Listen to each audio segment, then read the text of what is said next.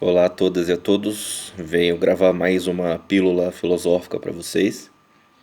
Hoje sobre um tema que foi muito debatido, acho que sempre vai ser muito debatido e causa muito desconforto para o público geral, que fica com ideias meio conflitantes na cabeça sobre o que pensar a respeito deste problema, que é a questão da arte e das humanidades em períodos de crise, principalmente uma crise humanitária tão grande que a gente vive e que parece não ter muita saída imediata.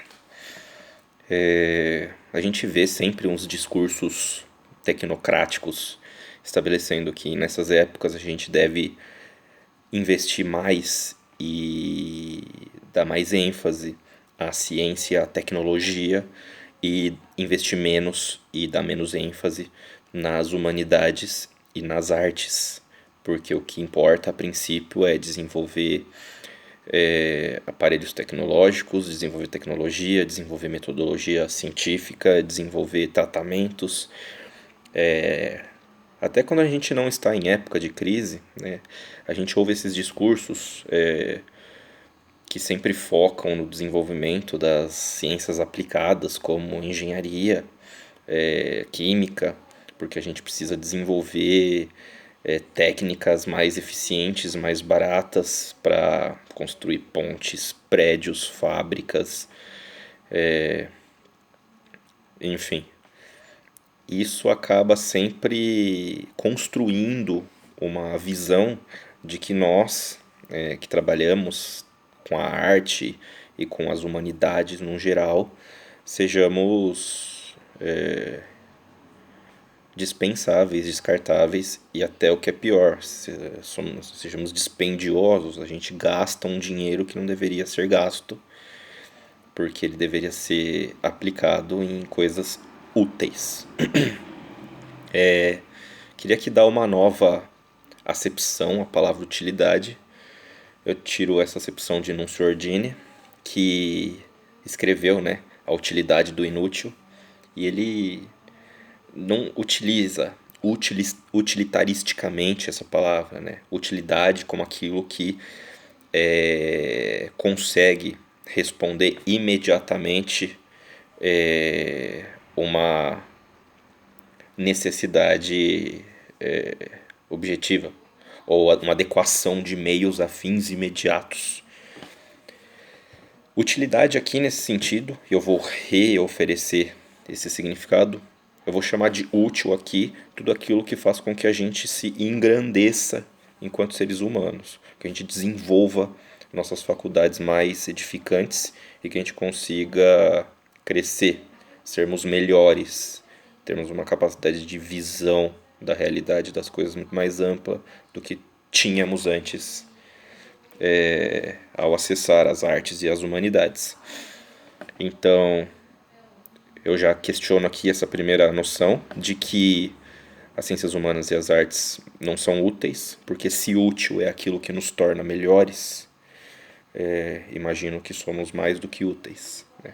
Utilidade aqui não é usada no sentido que a gente usa quando fala de um martelo, certo? Martelo é útil quando eu quero pregar um prego. É adequar um meio a um fim imediato. Não. Utilidade aqui é no sentido de que nós somos úteis das artes e das humanidades porque oferecemos formas de fazer com que nosso espírito, né, engrandeça-se e faz com que a nossa condição humana se amplie, tenha mais significado.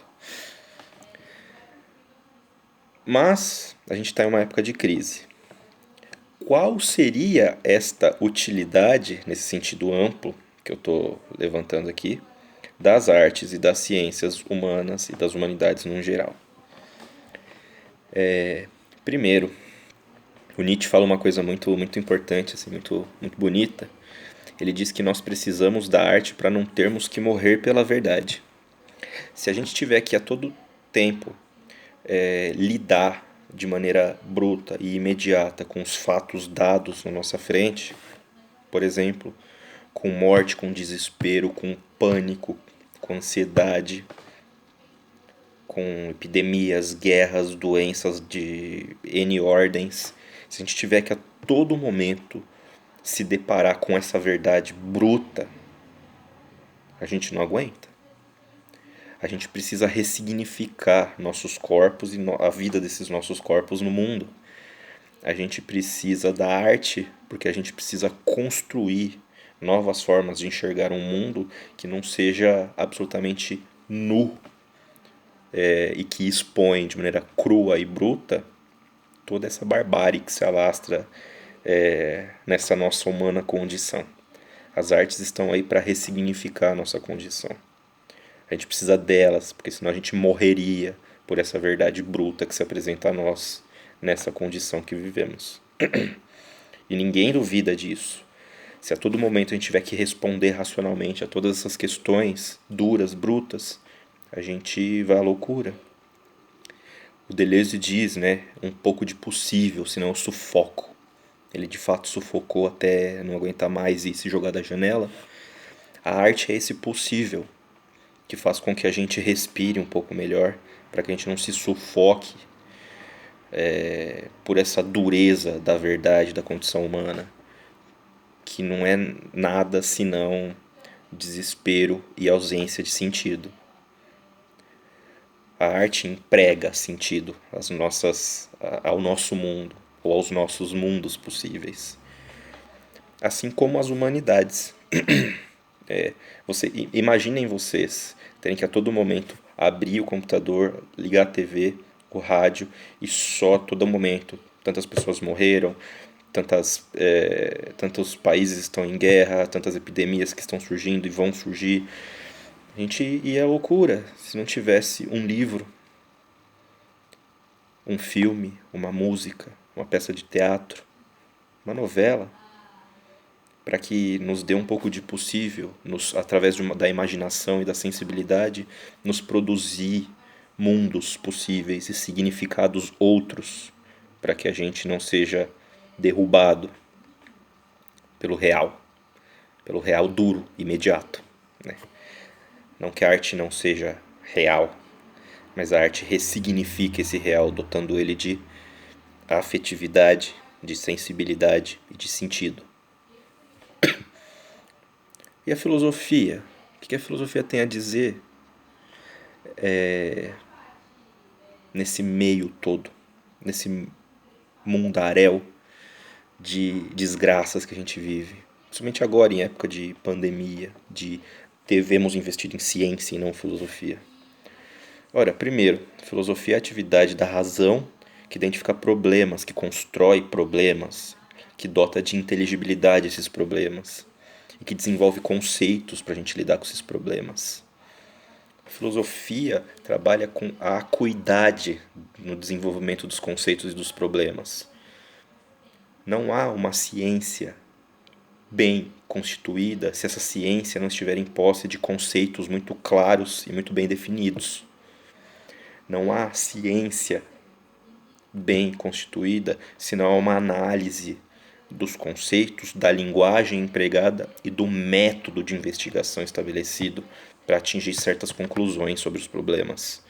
A ciência, com rigor e sistematicidade, precisa da filosofia para identificar problemas metodológicos, conceituais, ver se não houve nenhuma transgressão lógica na metodologia, nem conceitual, para que tudo aquilo que a ciência ofereça seja dotado de significação, de logicidade e com o mínimo de possibilidade de erro.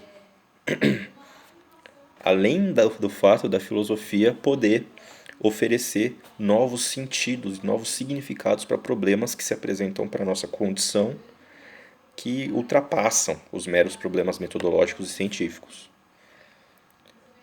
Não há filosofia sem ciência, assim como não há filosofia sem arte, mas não há ciência sem filosofia e nem sem arte.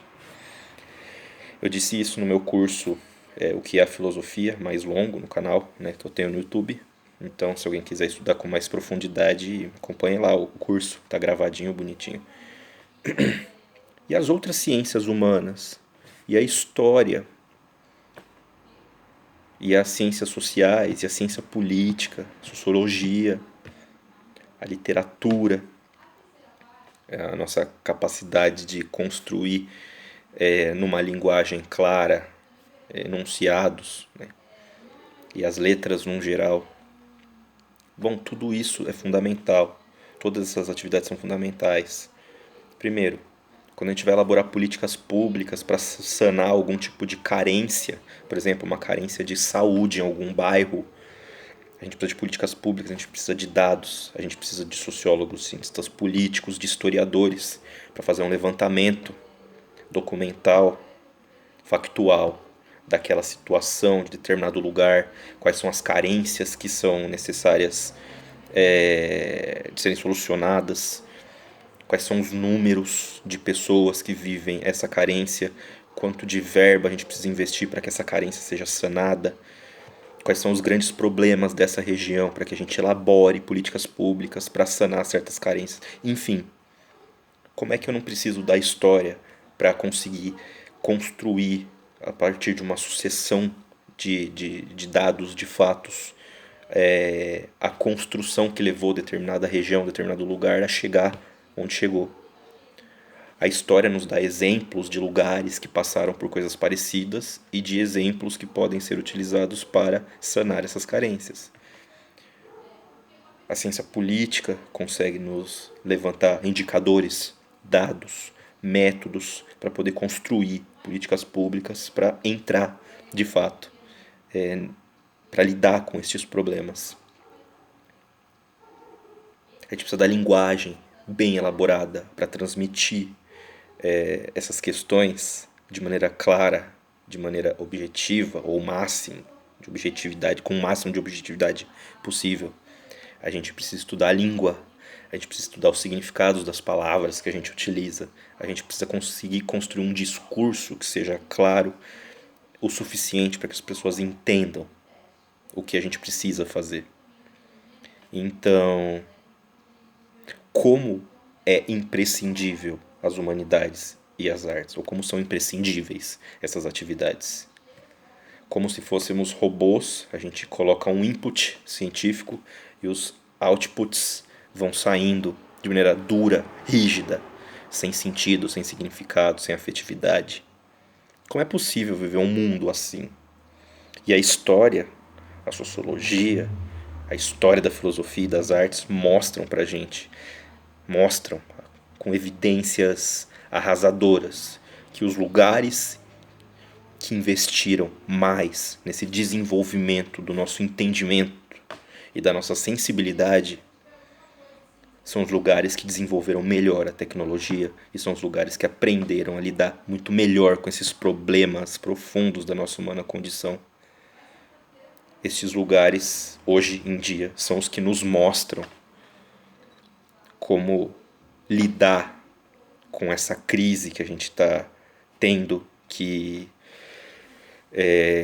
lutar contra. E a gente não pode fechar o olho para o que esses lugares fizeram. Qual é a vantagem das artes e das humanidades? A vantagem é que as artes e as humanidades dotam de humanidade os seres humanos. E se a gente quiser uma vida mais humana, e isso a história nos mostra com exemplos contundentes que é possível construir, isso a história nos mostra e a gente precisa de olhos para ver e de inteligência para compreender. Sem isso, a gente não passa de bufões de uma farsa. Certo? É isso. Obrigado.